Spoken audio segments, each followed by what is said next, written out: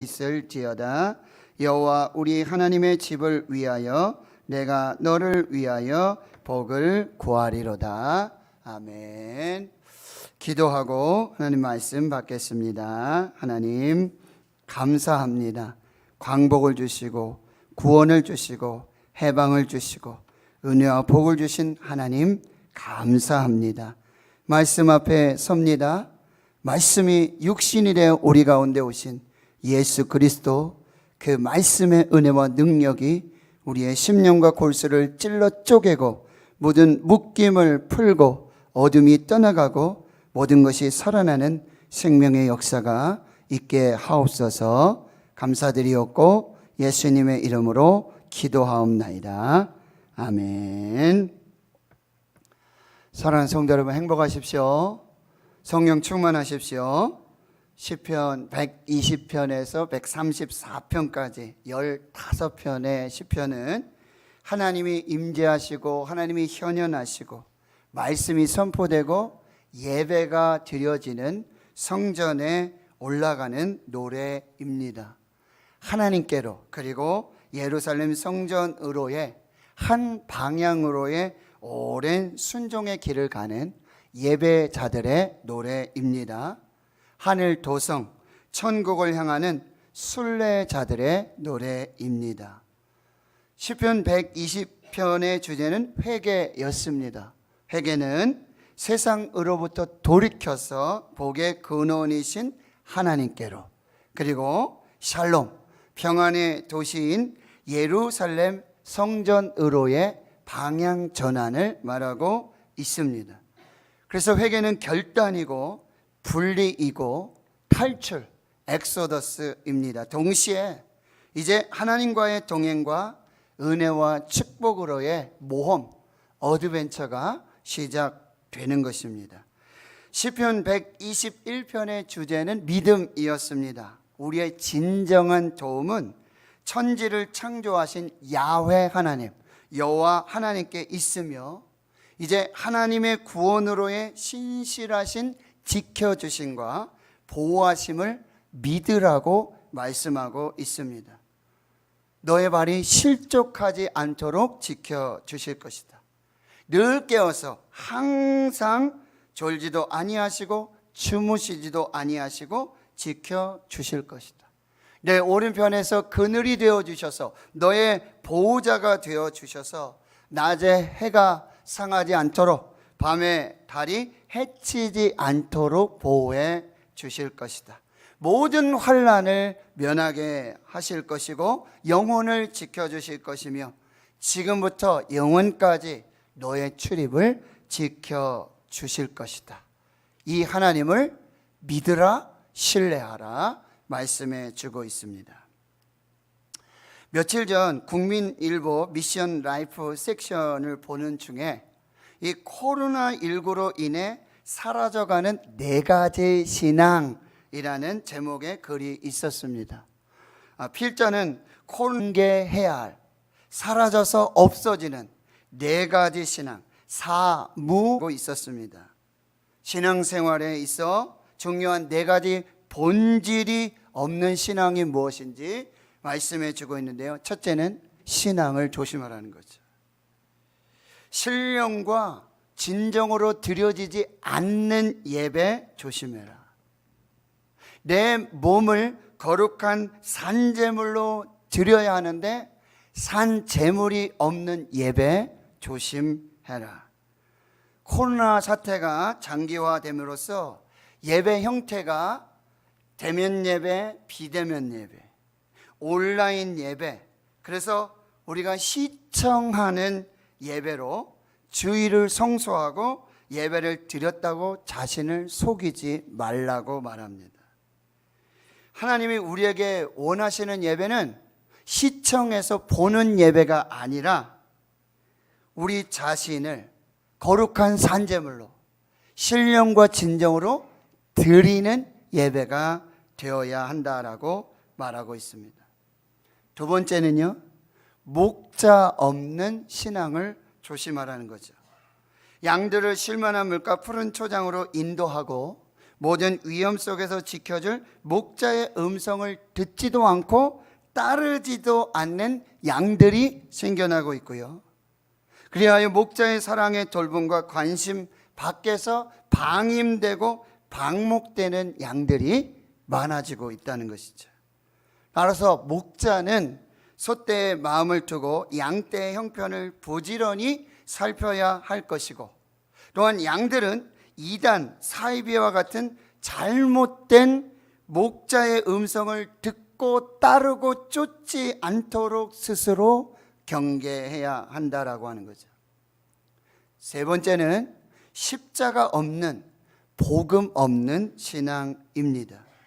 복음의 시작인 하나님의 아들 예수 그리스도를 믿는 신앙이 변질되고 있고, 모든 믿는 자에게 구원을 주시는 하나님의 능력인 복음을 부끄러워하고 있고, 자기 십자가를 지고 자기를 부인하고 예수를 따르는 제자도가 흐려지고 있음을 지적하고 있습니다. 네 번째, 교회 없는 신앙입니다. 헬라어로 교회를 뜻하는 에클레시아, 밖으로부터, 세상으로부터 불러 모았다라는 뜻입니다. 그러니까 교회는 예수는 그리스도시요 살아계신 하나님의 아들이심을 믿고 고백하는 성도들의 거룩한 공동체, 이것이 교회라고 하는 것이죠. 그래서 건물로서의 유형교회가 있고 무형교회가 있고요, 모이는 교회가 있고 흩어지는 교회로 구분할 수도 있습니다.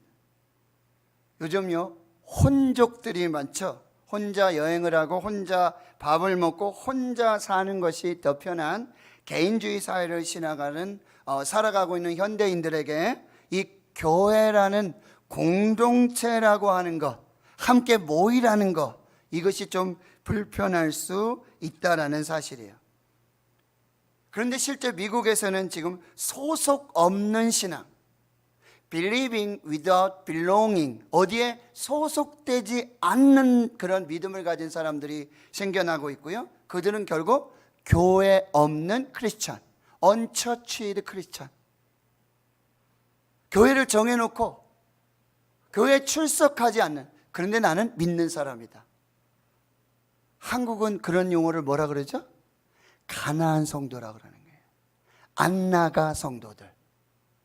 요즘 교회도요, 온라인 교회가 생겼어요.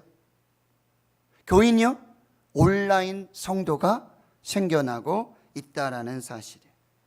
그래서 필자는 거룩한 공교회와 그리고 성도의 교제가 마지막이 가까울수록 저희 모이게 힘쓰는 이 교회 중심, 예배 중심의 신앙인이 될 것을, 그렇게 살아가기를 소망하며 글을 맺고 있었습니다. 오늘 시편 122편의 말씀을 통해 이제 우리가 회복해야 할 신앙은 무엇인가? 이제 우리가 회복해야 할 신앙은 무엇인가? 첫 번째는요, 바로 성전에서의 예배, 그리고 공동체로서의 예배 신앙을 회복해야 한다는 거죠. 오늘 1절과 2절의 말씀을 같이 한번 읽어보겠습니다. 사람이 내게 말하기를 여호와의 집에 올라가자 할 때 내가 기뻐하였도다. 예루살렘아, 우리 발이 내 성문 안에 있도다. 지금 시인은 순례자들을 여호와의 집에 올라가자고 초청하고 있어요. 여호와의 집은 여호와의 언약궤가 있는 예루살렘 성전을 말하고 있습니다. 여러분, 예루살렘은 단 한 가지 목적을 위해 지어졌어요. 오직 하나님을 예배하기 위해 지었습니다. 그래서 하나님을 예배하기에 가장 합당한 구조와 형식을 이루고 있고, 지정학적, 역사적, 신앙적, 영적 의미를 지니고 있습니다. 여호와의 집에 올라가자, 이것은 뭐예요? 하나님의 집에 올라가서 예배를 드리자라고 하는 초청이에요. 하나님의 집에 올라가서 예배를 드리자라고 하는 초청은 위대한 초청, 아름다운 초청이요, 행복으로의 초청이고 구원으로의 초청이며 영생으로의 초청이 되고 있습니다. 왜 그렇습니까? 교회 밖에는 구원이 없음을 믿기 때문입니다. 예배가 생명이고, 예배가 능력이고, 예배가 평안이고, 예배가 안식이고, 예배가 하나님의 은혜와 축복의 근원임을 믿기 때문입니다. 그래서 만복의 근원 되신 하나님께서는 우리를 여호와의 집으로, 공동체가 함께 드리는 예배로 우리를 초청하고 계세요. 이사야 55장 1절, 오라 너희 목마른 자들아 물로 나오라. 돈 없는 자도 오라. 너희는 와서 사 먹되 돈 없이 값없이 와서 포도주와 젖을 사라. 예수님의 위대한 초청의 말씀을 들어보세요. 수고하고 무거운 짐진 자들아 다 내게로 오라. 내가 너희를 쉬게 하리라. 명절 끝날 곧 큰 날에 예수께서 서서 외쳐 이르시되 누구든지 목마르거든 내게로 와서 마셔라. 하나님은 여호와의 집으로 초청되어 여호와의 집에서 예배하는 자들을 위해서 심판의 보좌, 다윗의 보좌로부터 하나님의 말씀으로 축복을 해 주시는 거죠. 5절의 말씀입니다. 거기에 심판의 보좌를 두셨으니 곧 다윗의 집에 보좌로다. 이것이 곧 하나님의 말씀이라는 거예요. 하나님은 여호와의 집에서, 성전에서 공동체로 예배하는 그들을 말씀으로 축복하신다라는 말씀이에요. 개혁신앙의 핵심은요, 성경, 말씀입니다. 오직 말씀이에요. 그래서 칼바르트라는 신학자는 교회를 이렇게 정의하고 있어요. 교회는 하나님의 말씀이 선포되고 성례전이 행하여지는 것이다. 교회란 어디냐? 하나님의 말씀이 선포되고 성례전이 행하여지는 것, 세례와 성찬이 행하여지는 것, 그것이 바로 교회다라는. 그리고 말씀을 이렇게 세 가지로 구별하는데요, 바로 하나님의 말씀인 이 기록된 성경, 그리고 두 번째는요, 설교를 통해서 인카네이션 된 내게 오늘 지금 여기서 주시는 선포되는 말씀, 설교 말씀. 세 번째는요, 보여주시는 말씀, 즉 성찬을 통해서 우리에게 말씀이 육신이 되어 우리 가운데 오시고 십자가를 지시고 자기 몸을 주시고 자기 피를 주신 예수 그리스도, 보이는 말씀, 그것이 바로 말씀이라고 말하고 있어요. 이사야 2장 3절, 미가서 4장 2절, 스가랴 8장 21절에요. 오라 우리가 여호와의 산에 오르며 야곱의 하나님의 전에 이르자.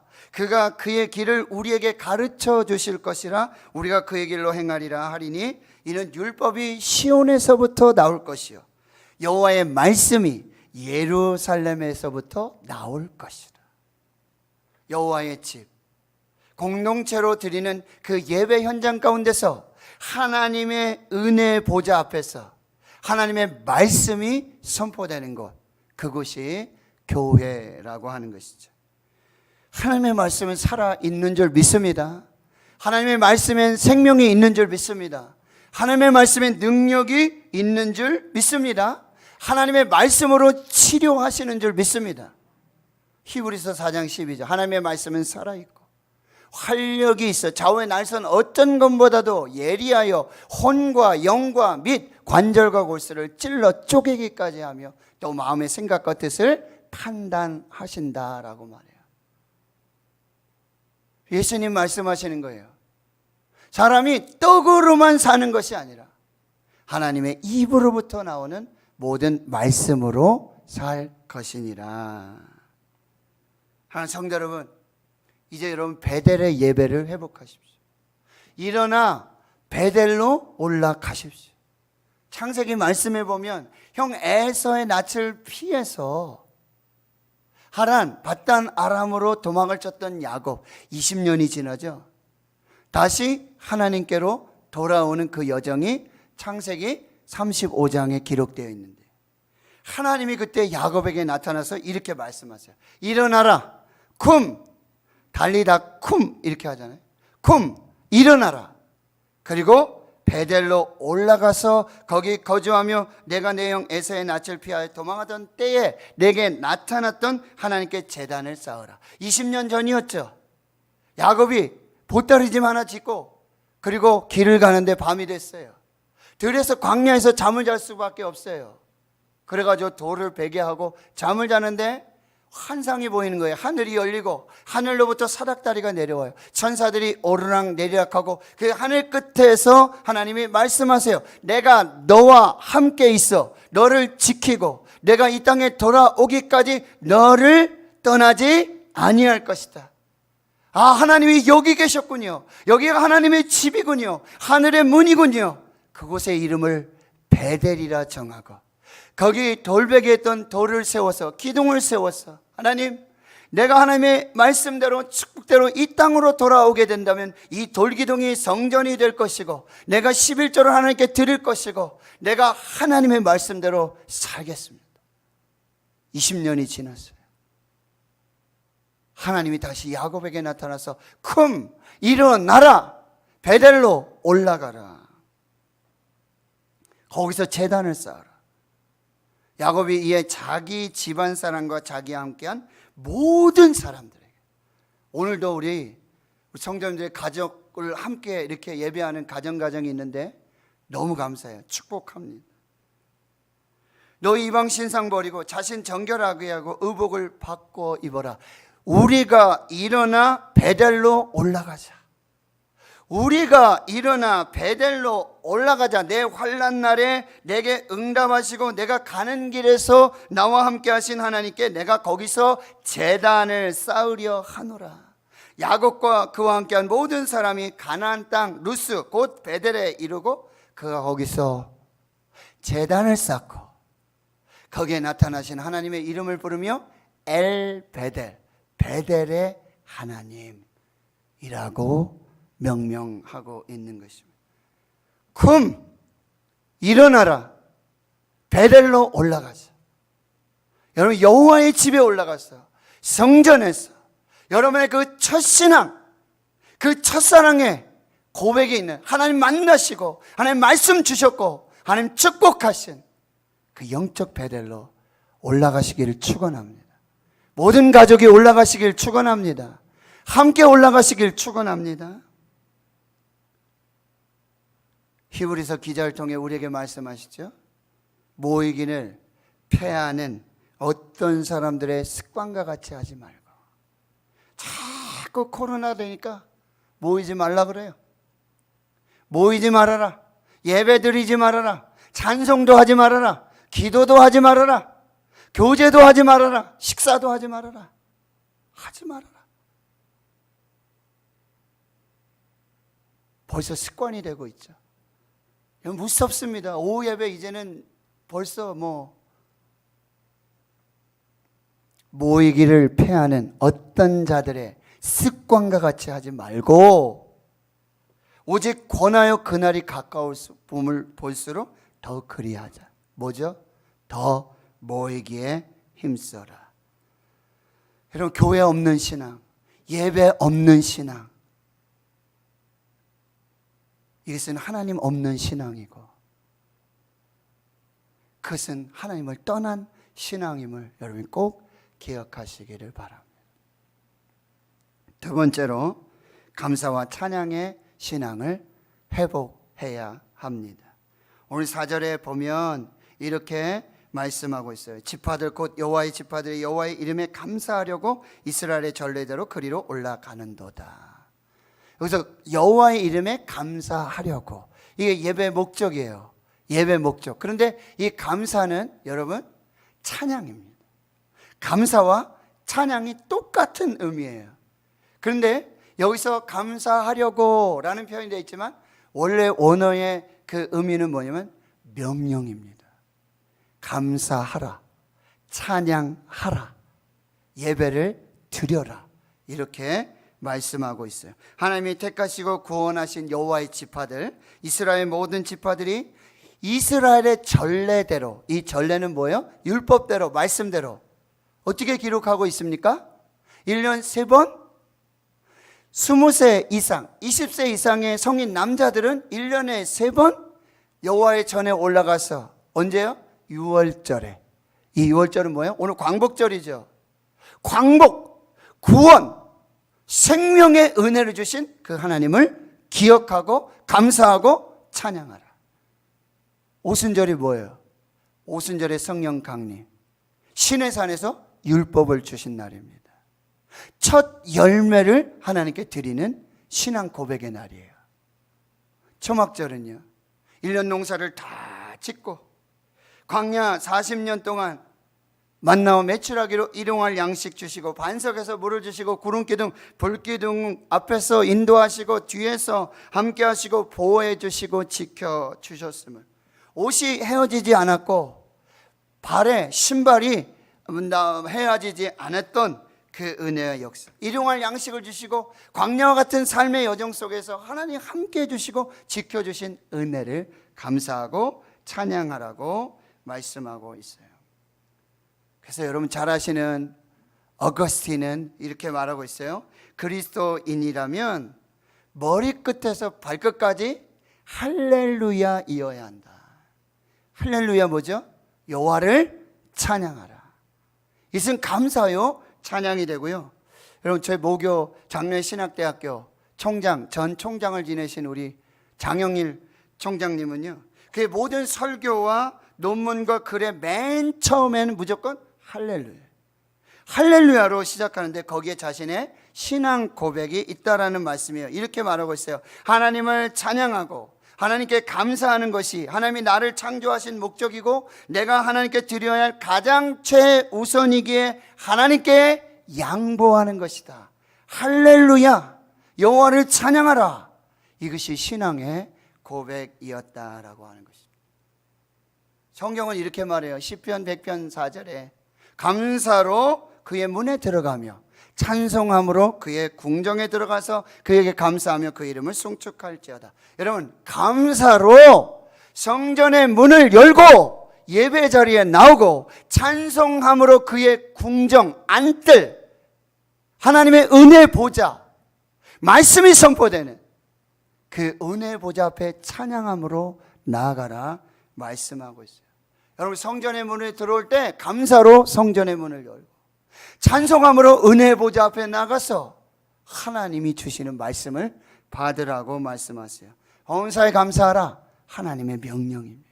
선별해서 감사하지 말고, 조건적으로 감사하지 말고, 감사한 일이 있을 때만 감사하지 말고 범사에 감사하라, 무조건 감사하라, 무엇이든지 감사하라, 쥐어짜서 감사하라, 억지로 감사하라.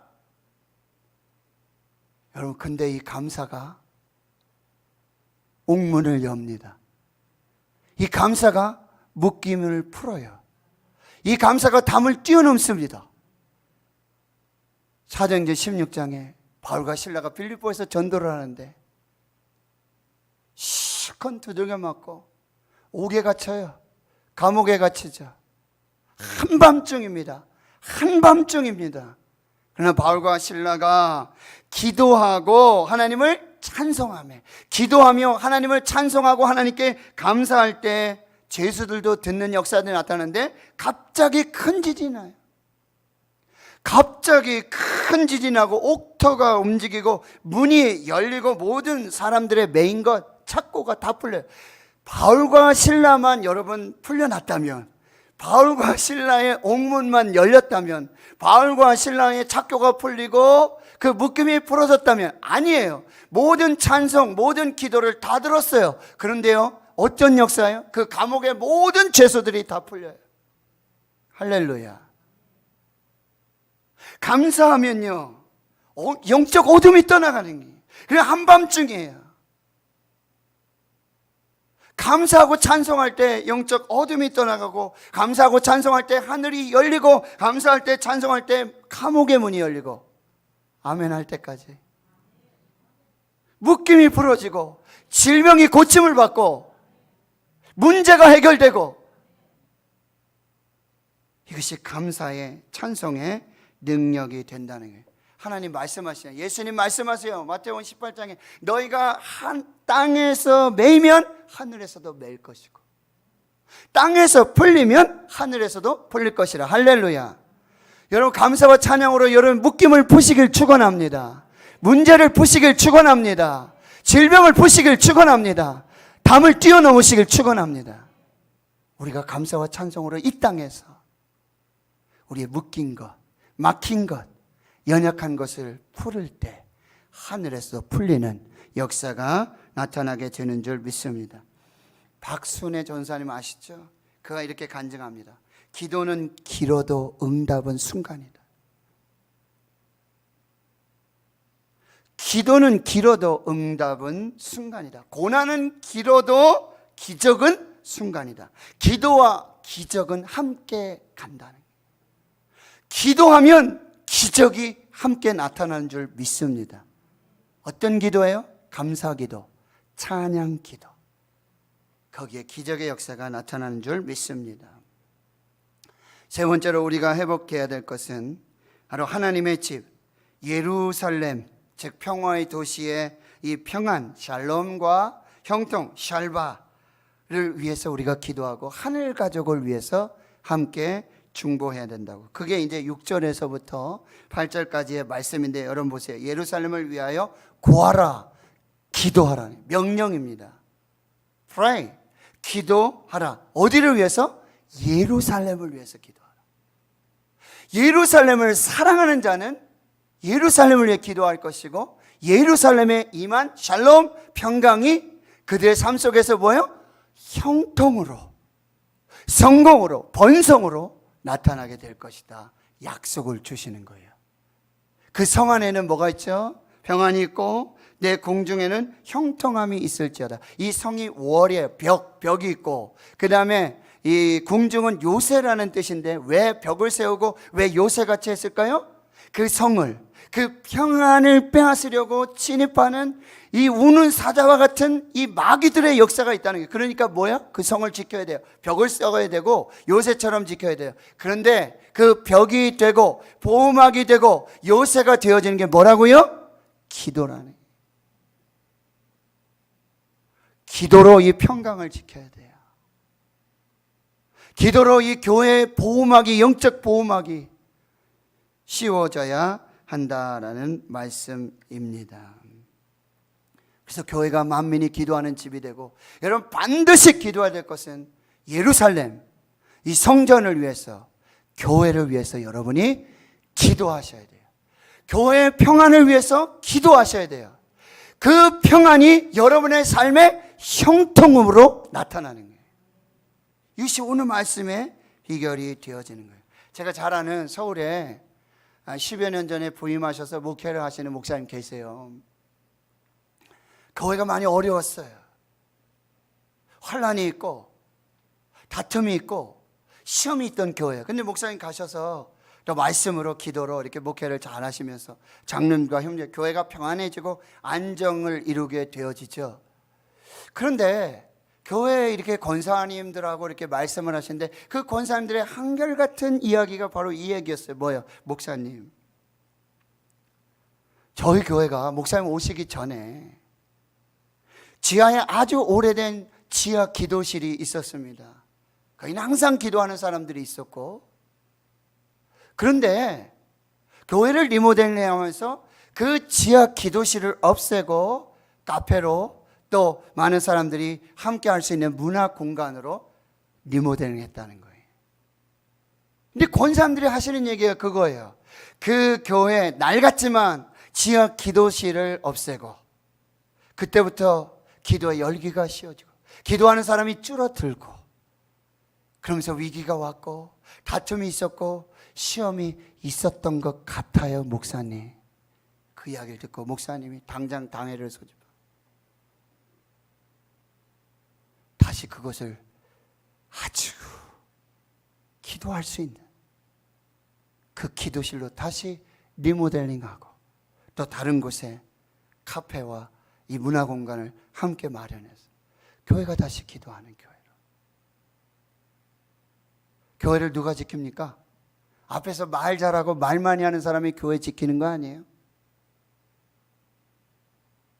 지하에서 보이지 않는 곳에서 교회를 위해 기도하고 교회의 평안을 위해 기도할 때 교회가 가장 안전한 곳이 되고 사탄 마귀 권세가 침입하지 못하는 하나님의 몸된 교회가 되어지는 것입니다. 여러분, 교회를 위해서 기도하세요. 교회에 세워지신 종들을 위해 기도하시고 우리 직분자들을 위해서 여러분 기도하세요. 그런데 그 평안의 기도가 하나님이 어떻게 응답을 주시냐면 여러분의 가정과 여러분의 일터와 여러분의 삶의 자리에 형통함으로 하나님이 복을 주신다는 거예요. 나 자신을 위해서 매일매일 기도해요. 교회를 위해서 매일매일 기도하고 성도들을 위해서 매일매일 기도할 때, 그들의 평안을 위해서 기도할 때, 그들의 구원을 위해 기도할 때 그 응답은 여러분의 삶의 자리에, 여러분의 가정에, 여러분 자녀들 가운데 나타나게 됨을 잊지 마십시오. 그래서 우리에게 뭐예요? 쉬지 말고 기도하라는 거예요. 사무엘이 말하죠. 나는 너희를 위해 기도하는 죄를, 기도를 쉬는 죄를 범치 않겠다. 그래서 사무엘상 7장 13절에 여호와의 손이 사무엘이 사는 날 동안에 블레셋 사람을 막으셨다. 여러분, 사무엘이 사는 날 동안에 뭐 했으니까? 쉬지 않고 기도했으니까. 나라 민족을 위해서 기도했으니까. 예루살렘은 뭐예요? 나라 민족이죠. 예루살렘은 그 도시 대구 땅을 위해서, 이 대구의 성읍을 위해서, 대한민국을 위해서, 평강을 위해서, 가정을 위해서, 교회를 위해서 기도하면 그것이 여러분의 삶의 현장에 형통함으로 나타나게 되어지는 것이죠. 우리가 회복해야 될 게 뭐라고요? 성전에서의 예배, 공동체로서의 예배를 회복하고 감사와 찬양을 회복하십시오. 교회를 위한 기도를 회복하십시오. 성도들을 위한 중보의 기도를 회복하십시오. 형통을 위해서 기도하십시오. 그 평안과 형통이 우리 삶의 자리 그렇게 나타나게 될 줄 믿습니다. 여러분, 축복합니다. 예배에 지치면 지는 것입니다. 예배에 지치면 지는 것입니다. 예배에 미치면 승리합니다. 예배에 미치면 승리합니다. 예배는요, 시간 낭비가 아니에요. 거룩한 시간 낭비예요. 그래서 우리 칼바르트 다시 한번 이 메시지를 주목해 볼 필요가 있어요. 그리스도인의 예배는 인간의 삶에 있어서 가장 중요하고 가장 긴급하고 가장 영광스러운 행동이다. 여러분은 관광객입니까? 순례자입니까? 여러분은 관광객입니까? 예배자입니까? 여러분에게 예배는 무엇입니까? 예배는 생명입니다. 예배는 능력입니다. 예배는 하나님의 축복입니다. 이 예배를 회복하실 수 있기를 주의 이름으로 축원합니다. 축원합니다. 하나님 감사합니다. 예배가 최우선순위가 되고 예배가 최고의 가치가 되게 하여 주시옵소서. 성전에서의 예배, 공동체로서의 예배, 감사와 찬양의 예배, 기도하는 교회가 되게 해 주시옵소서. 예루살렘, 하나님의 교회, 하나님의 성전, 주의 종들, 성도들의 평안을 구할 때 그 모든 형통함이 사는 성도의 삶의 자리에 드러나고 나타나는 생명의 역사가 있게 해 주옵소서. 예수님의 이름으로 기도하옵나이다.